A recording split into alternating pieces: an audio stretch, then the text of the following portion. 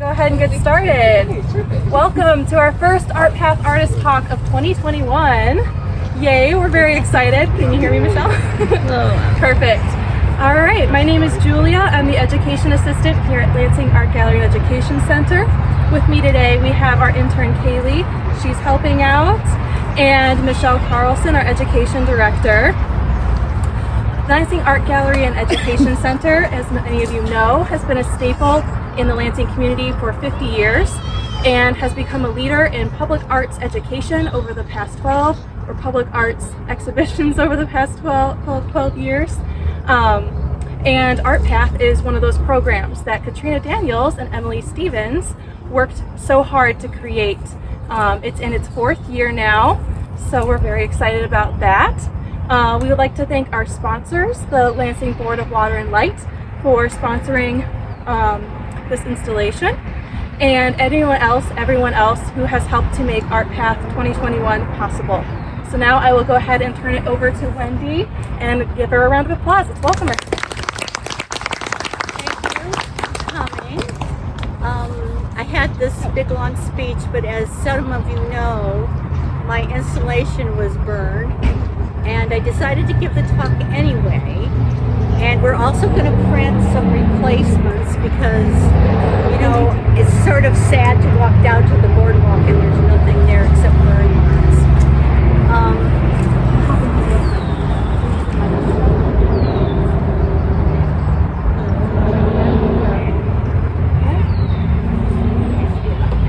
Sorry, folks, technical difficulties. Oh, no. Oh, there it goes. We're good. Can you hear me now? I I'll just start again. I'm Wendy. don't think it's on. Proud artist of burned out art, but here's some of the art that didn't get burned, so I brought that down here. Am I echoing? No, it's not. We're not hearing it from far away. Okay, go ahead and try. Testing.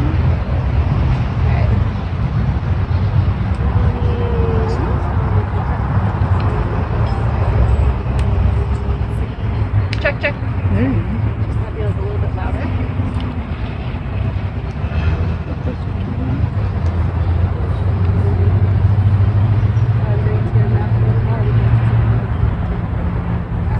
Try talking to a little bit louder, see if that'll help.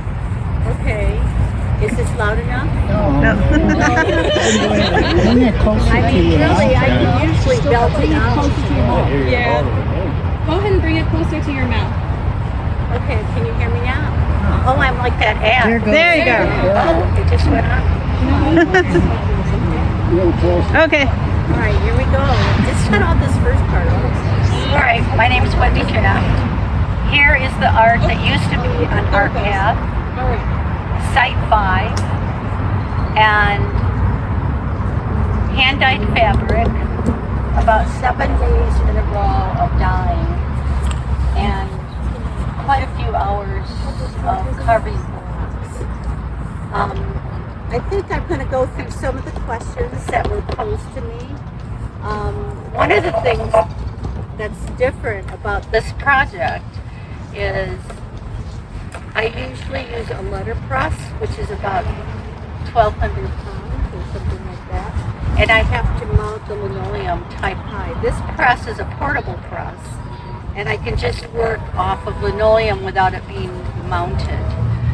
So the difference for me on this project really is working with unmounted linoleum and working with fabric in this manner. I've done screen printing on fabric where I do small repeat designs, but this is the first time I've really worked at a bigger scale, and it was freeing. I retired a card line I had done for 25 years, and I carved over 400 blocks for that card line. There were 3 blocks per image, and if you go to my website, you'll see my retired card line, and that was a lot of work, but it also got constricting to work at a 5x7 or a smaller image. So that would be the main difference, the mounting of the blocks and being able to work a little bit larger. Also, I use different ink.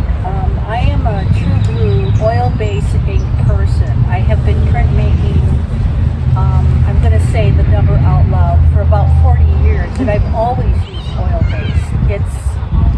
I know it's not nice, but it's what I use. And for this project, I switched to screen printing ink that's water soluble because I'm working in the house. I'm not working out in the garage.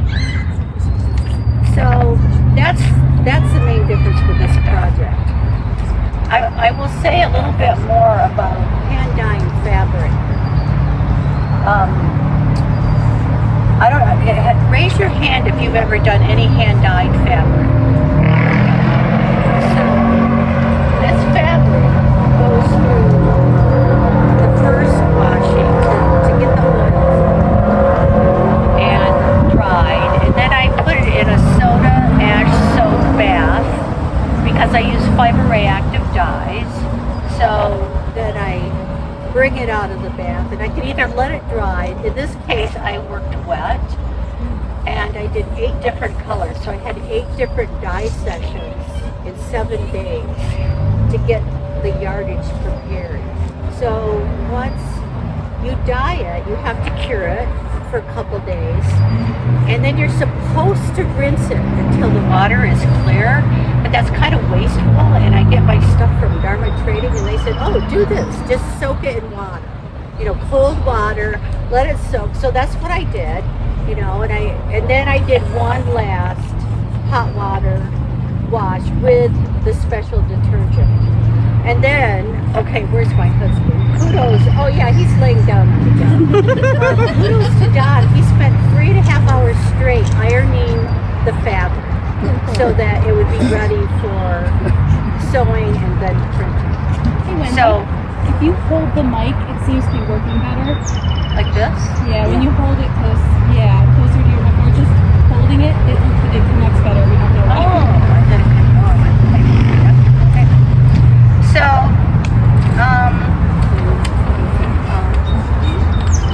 the other thing I want to talk about is the influences on my art from my career. It really stems from having incredible parents who went back to school with 3 children, 2 grown and me 10 years behind, and they became public school teachers as a second career. So I grew up with people who were taking classes, studying, asking questions, and then when we went camping, it was all about observing nature. So we always were, Dad, science lesson of the day or nature lesson, okay, what kind of birds are native to this area? What about the rocks that are in this area? Every single thing that we could observe, we did, and that really influenced my subject matter. My first degree is in geology, and I'm mentioning that because it's how I ended up in Alaska for 30 years. And then I came back, to be with my mom. But in that time, I still did art, and it was always related to nature. There is a relationship between, especially geology and art, because you observe when you're doing geology. You see the end product, and you kind of have to work backwards. So there's a lot of creative thinking and looking at, the kinds of, especially with sedimentary rock. Hard rock's a whole different story, but there is always a story that goes along with that. So for me, having a geology background and an art background marry very well. The other thing I wanted to say about the idea of pollination really is a global view for me. I lived in Alaska, as I said, for a long time, and I watched glaciers recede. And back, when I was living there, no one, I'm going to say practically no one, thought that there was anything going on with the change in the weather and the change in the climate. And yet, for the 30 years I was there, we saw glaciers recede from like Portage Glacier go to being from, you could throw a stone out at it from here to that light pole to going 5 miles back to where you had to take a boat to see the toe of the glacier. And when we lived there, I mean, the weather patterns changed. It never got above 75 ever in the summer. The summers were glorious. And then all of a sudden it's getting 80. And you're going, wait, I don't have air conditioning. It's supposed to be nice all the time. So fast forward, moved down here for my mom in 2005. And I noticed the weather has changed in mid-Michigan. So it was kind of shocking because I thought I was going to be able to cross-country ski in Williamston. It turned out I couldn't do that, and that every year was different. It was just different every year. So going back to the big picture of global, climate change, then as we started to garden more, I'm going, oh my gosh, this is affecting the plants, it's affecting everything. So my natural observation, is like, okay, we have to pay attention to pollinators because they're part of the whole ecosystem. And so I've always done things from nature, so I thought, okay, I'll do flowers and I'll do, bees and whatever, and especially dandelions, my personal favorite, because I have lots of them and the bees love them when they first come out because, they're right out there in the first part of the spring. So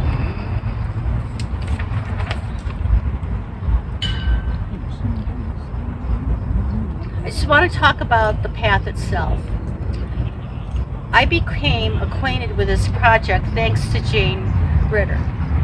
She has been such a guiding light for me moving back to Michigan and seeing what other artists do.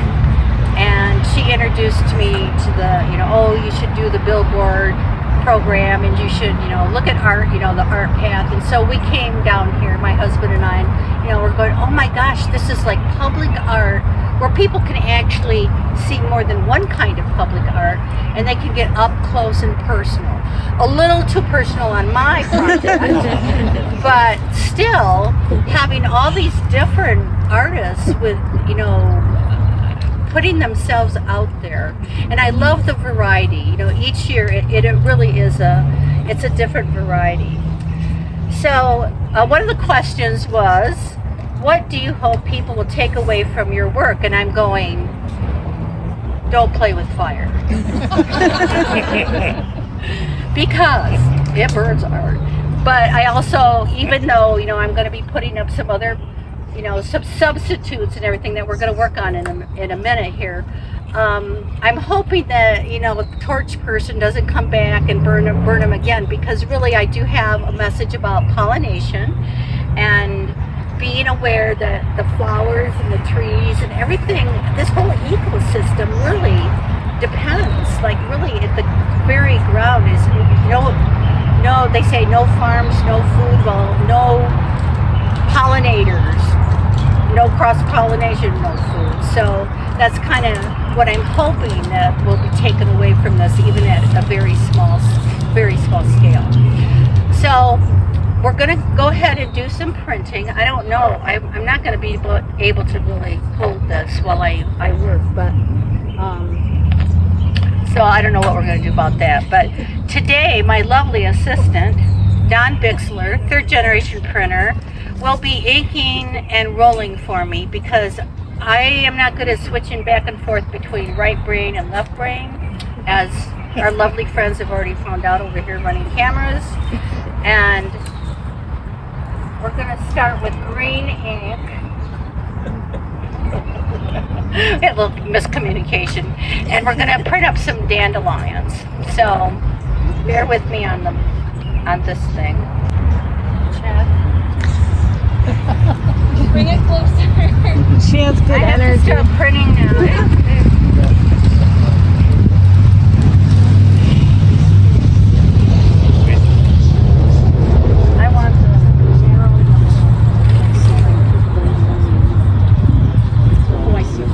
Okay, I don't know if you can hear This Yes. is inked up with green ink.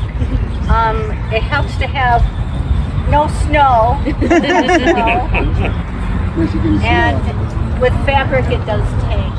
Is it cotton fabric? This is cotton fabric. This is 7-ounce duck. This is sale fabric from Joanne Fabric.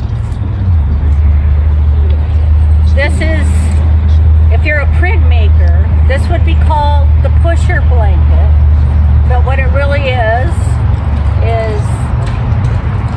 shelving, whatever that is for shelves. Anti-skid stuff for shelving. Yeah, whatever. And duct tape, my favorite tape, to a piece of chipboard. So it helps push the... Okay, now we're going to do the reveal. This is the best part right here. This is what I love about printing. Ooh, pretty. Nice. So, no, really, this is what this was. Okay. I need a... Does someone want to volunteer to put these down on the... Or maybe Don will volunteer. Okay, never mind. Don will do it. Don's faster than a speeding bullet. Wendy, I can help you with transferring the materials. What now? I can help you.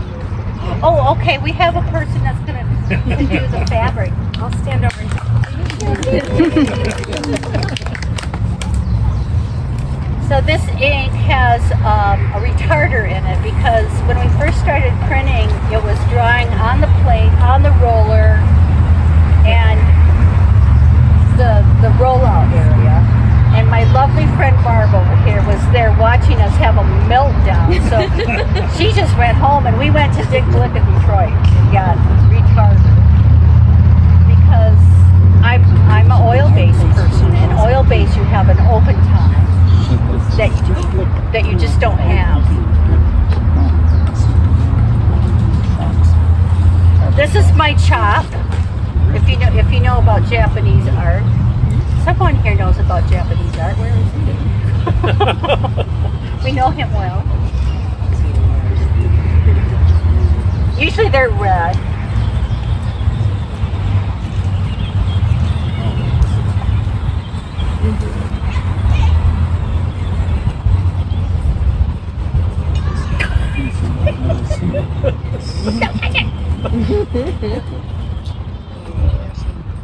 Who's the farmer and who's the boss?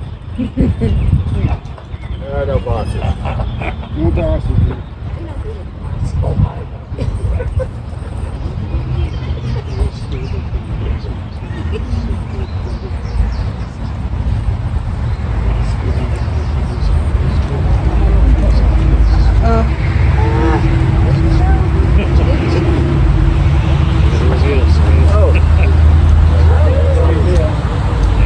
That was an enthusiastic one.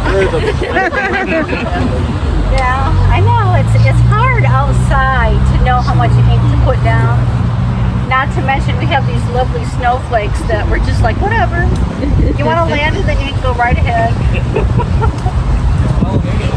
Yeah, pollination, yeah. Right here helping us out.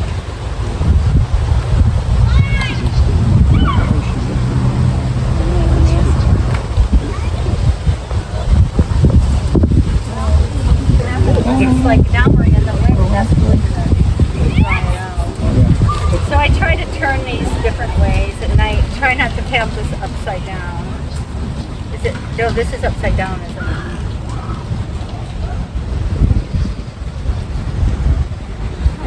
There, I had it upside down. Oh, looks like person that I know.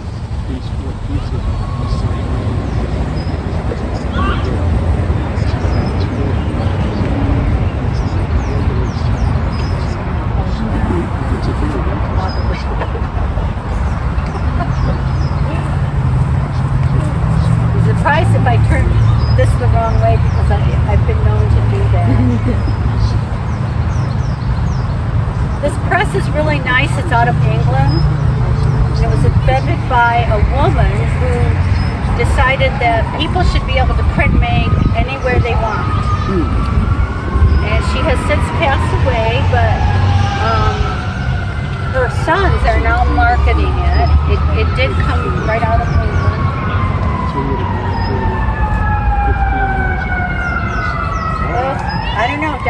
like it's drying too fast. I just put it much on. Hoping it wouldn't stick to the. Well, it is what it is.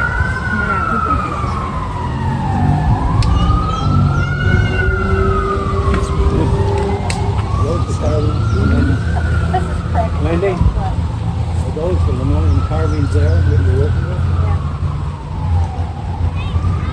I'll do a little show and tell later, and I'll lay out all the linoleum blocks. If you have any questions while we're doing this, just ask us. I might be able to, well, besides my brother. How long does it take to carve one of those? Well, it takes, not counting the design, coming up with the design and refining it,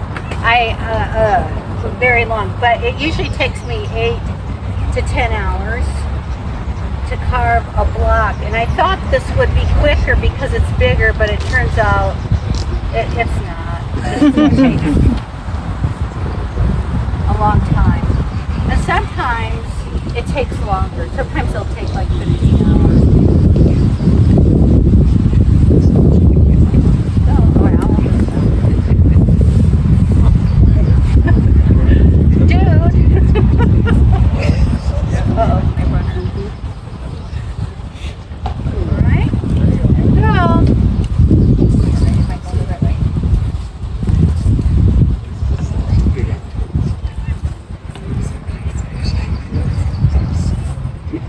How many blacks did you do for this?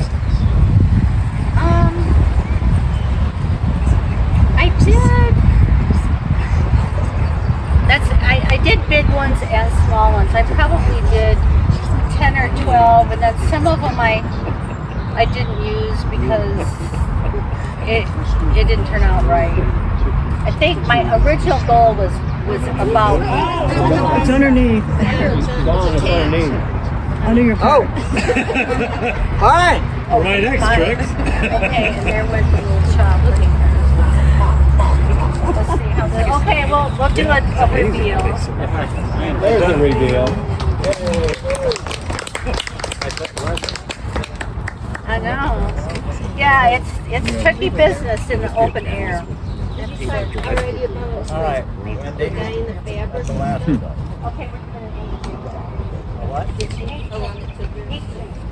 Okay, now we're going to take a break because we're going to change to black. Yes, Bart. I guess you already talked about it. I was late. Oh, it's okay to ask again. We're all coming up to help you. Am I working again? Let's see. All right, folks, we have a mic here for you, so if you have questions and you don't want to talk loud, you want a mic, we can pass this around to you, but yeah, feel free to ask questions. This is a good time to ask me. You know, I could, yes. Tell us a little bit about how you develop the images. That's a valid question.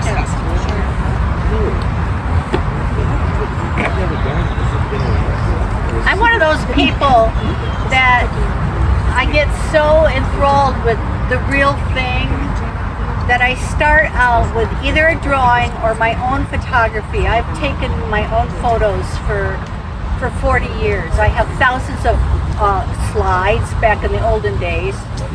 And I also take just tons of digital, especially insects, anything I can get up close to.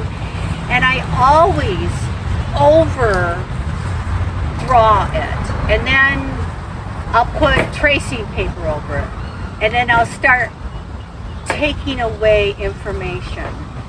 And by about the 4th generation, I almost have it the way I want it. But I really always start out with too much information. When you're working with linoleum, it's you want, for me, now some people do very fine like wood engravings and things, but for me, I want it to be graphic. So I'm substituting, I'm eliminating all the extra veins in the bee wings. I'm trying to use the linoleum for what it's meant to be used for, and that's to leave the mark making. So part of the process comes when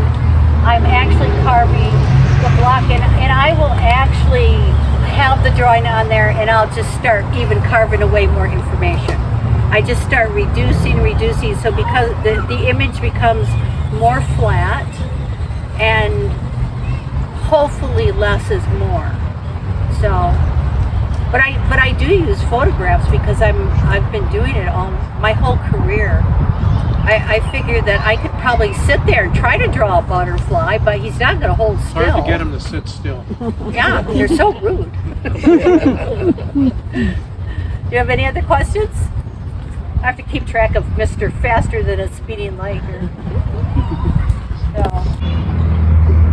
Okay, here's the block, the monarch. This is the only one where I remembered to put my chop in the block, and then the rest of the time I'm going, oh yeah, I gotta edit. So we had quite a few monarchs last year due to my enthusiasm for sunflowers. And so hundreds of pictures. So then I did another one that's kind of a little flyaway guy. This is also different for me because usually I carve on one block. And it's kind of nice, I do these big blocks and I can carve away the...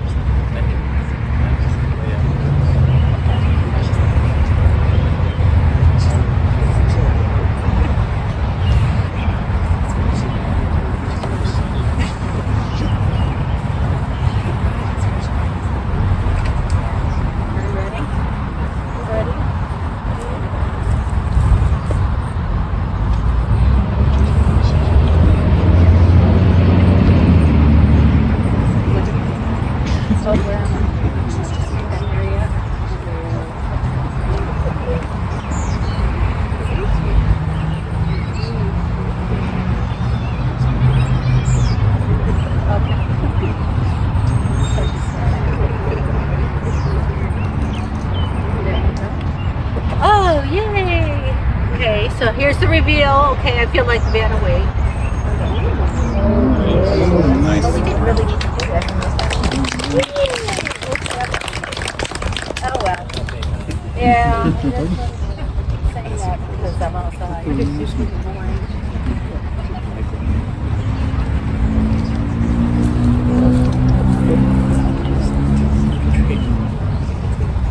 Yeah, that would be great. Just put it on here and walk around with it, Dan.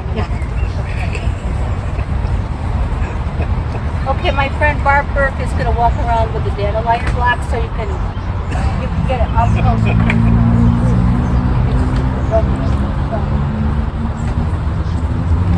We don't need the little guy.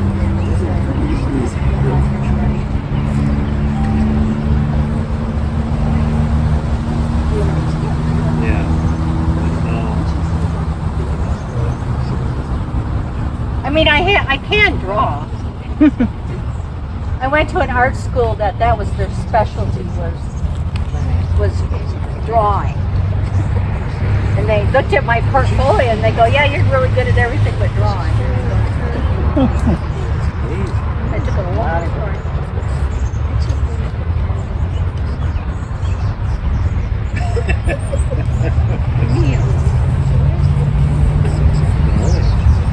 Wendy, what is this made out of? That's Battleship linoleum, and it has like a burlap on the back, and it is undercured.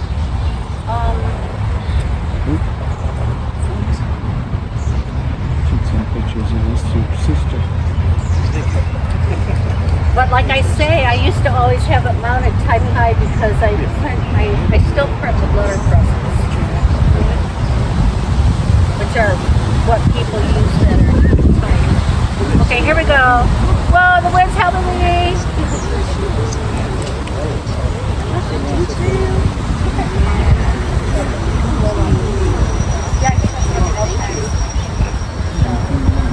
One more. Oh, I have.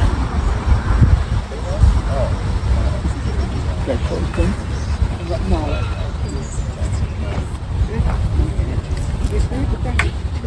You had those on the boat around the wire.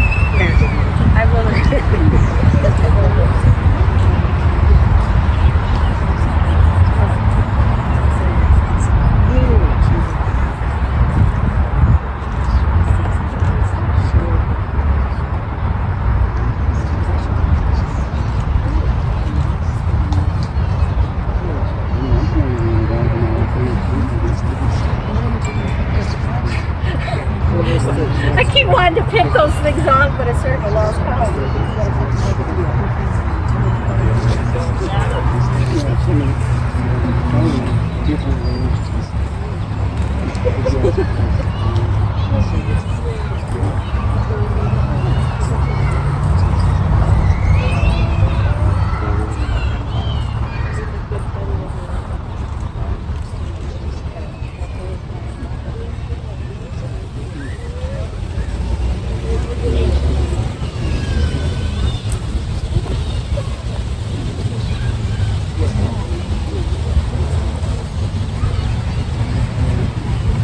This fabric is very thin compared to the 7-ounce duck, I have to say.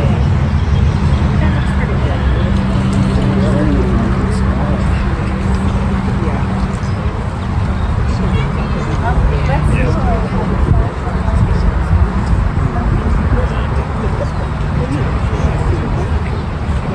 So the beauty of not having to commit to one big piece of linoleum is that I'm able to cut the linoleum out, sort of, with scissors. I have to take a, X-Acto sometimes to it, but I can cut them down, and then if I want to have a different narrative, I can add other blocks.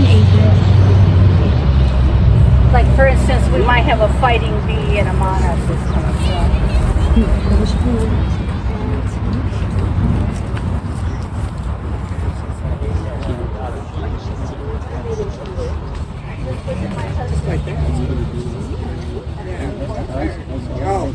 On top of that, to make more.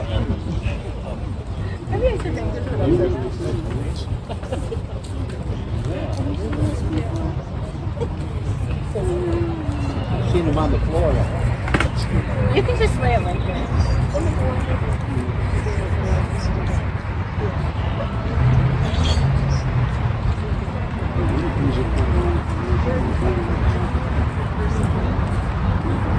Okay, someone wants to know if they can print. I'm thinking.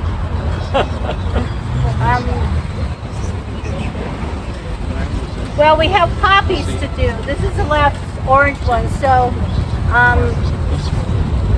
only Don's doing ink, but somebody wants to turn the wheel, they're welcome. What I want to know is where this ship's going to end up when they're done. Well, I'm going to hang them up. I hope. I've been watching you steering the ship one way. Oh, okay. I didn't get your joke. Took a while. I know it. That's how corny they are. That's what happens when there's a brother around.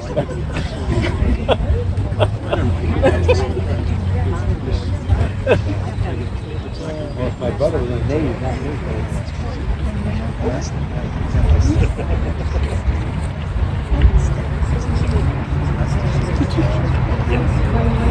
Okay, last monarch and the fighting butterfly. Well, fighting, they're both okay, so.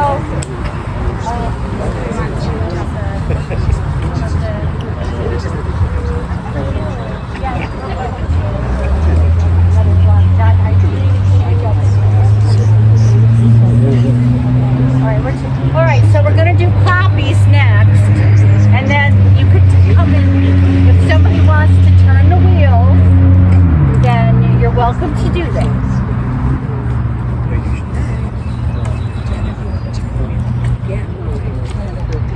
Go, Mrs. Daniels. Wendy, we have a volunteer. Okay, I'm liking it.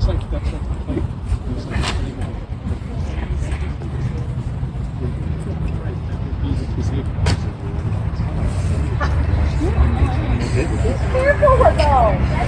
I wonder how you prove that. Okay, so this is the best invention ever for a shovel here.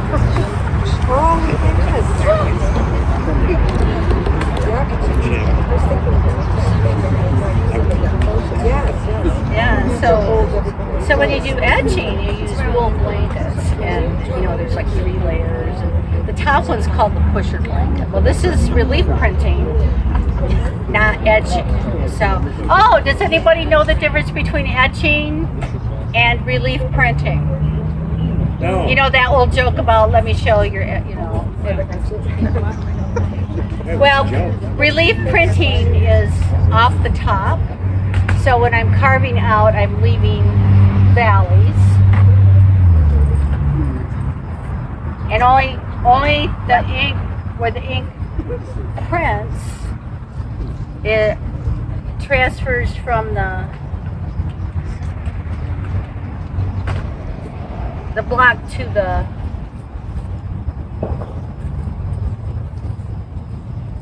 the fabric.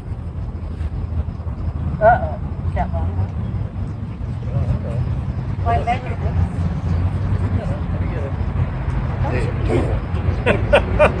Oh, dude! He acts like it's his stuff. Oh, okay. They're too much fun. Okay. Alright, so the secret to your success is you turn this is going this way, and you turn the wheel the same way. You can get in front of it. And yeah, just go slow.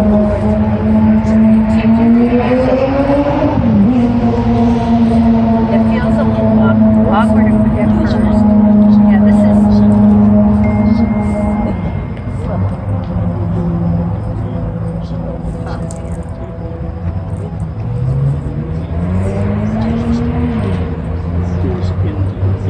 The thing about printmaking is that, I didn't finish about etching. Etching is where you scratch or you create chemical hits into the plate. That's good. Now you go backwards.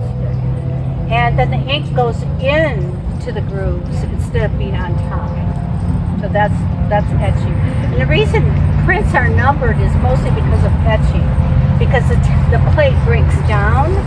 So as you print with all that pressure, right, and then we're going to let her do the reveal. Yay. Your mom's So you hear the bump?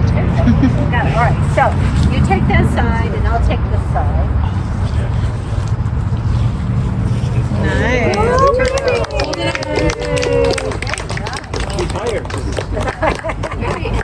Oh, Mom, can you look this way? Oh my gosh. So, I know, this is I love coffee. I could just do this. Oh no, we have some people. Okay, so here we take it to the like over here. Thank you. Thank you. Does someone else want to do this? Okay. So first, Mary, and then what's your name? Mary. Two Marys. All the Marys go. All right. Well, Mary has been to our print shop, and she's already operated our hand-fed letterpress.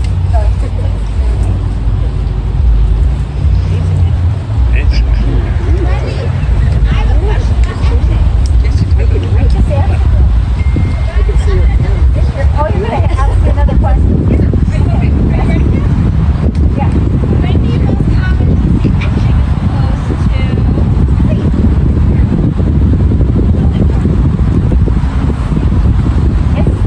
You're going to see edges go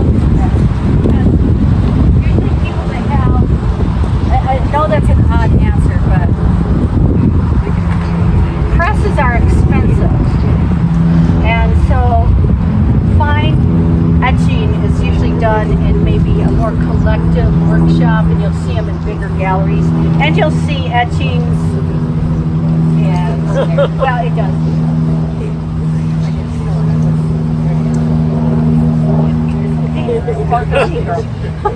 All right, so what we're going to do is we're going to put this towards the railing, all the way to the top. And then you just let it fall naturally, even though it's hard to have the lid against this. But now it's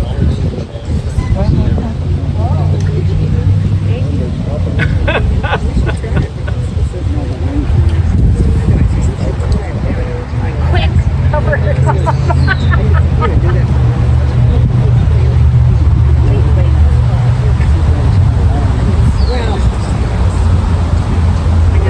It's a challenge, okay? And also all the masters, all the guys that were painters like Renoir and all those old guys. Did printmaking at night for political expression. Okay.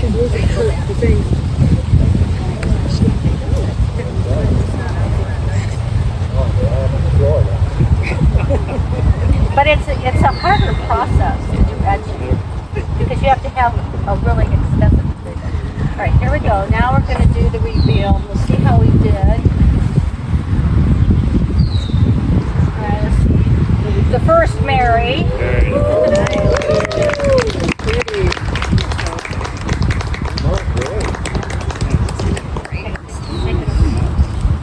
You make it look a lot easier. Where's my other Mary? Come on down.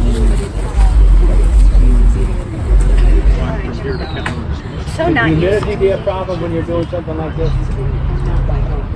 Yeah. Humidity? It can be a big problem for the ink and the paper, not fabric, but just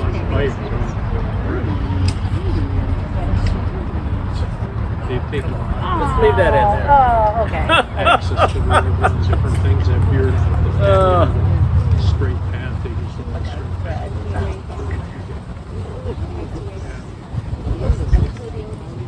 Go build a nest with it. All right. But somebody has to watch the cameras. Don moves so fast, I just got stabbed with.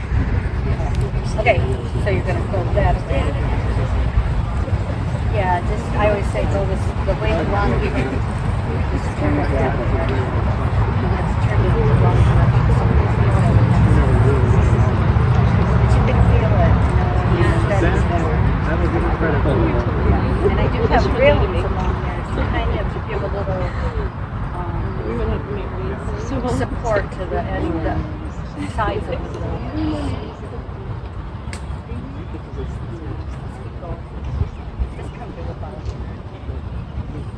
See, and I can feel it now. All right, I appreciate that.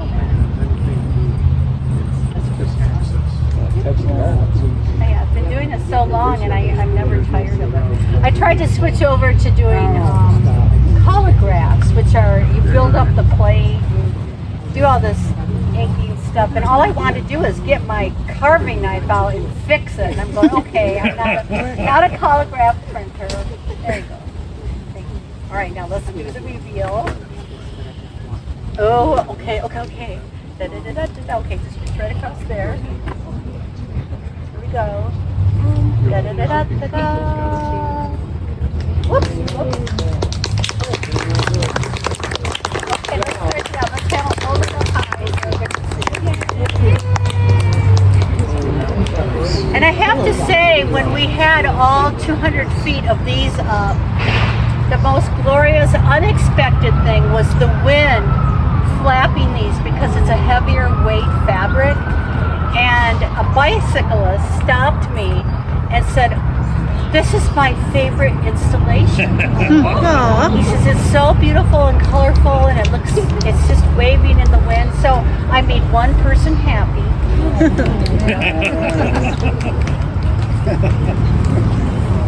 And we got one more to do. Any other volunteers? Quick, you. Come on up. Quick before Don 86 of them.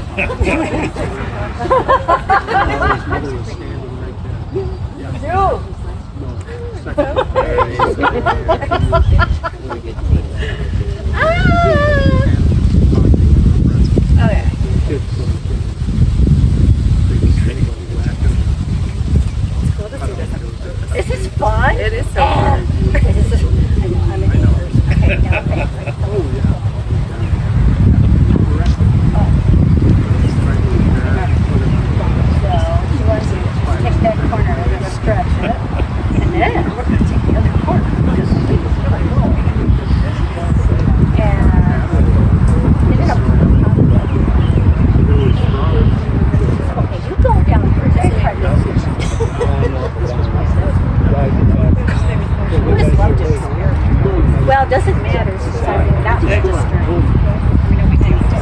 Wendy, there met some people a little late in here. Did you dye all these materials first yourself? Yeah, these are all hand dyed, and then they were printed. Do I turn that way? Yeah, that was like 8 days of dyeing fabric. 8 days of dyeing. About the deluxe take anywhere from 8 to maybe 12 to 15 hours. No, I thought it would be easier because they're big, but it wasn't. Did you feel it long? Yes. Okay, then you. And then they ripped off one of the sides.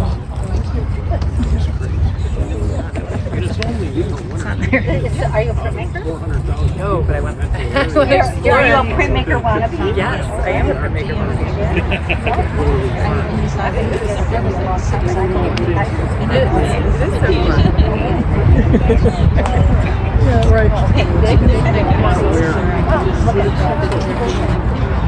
Oh, did it flip on us?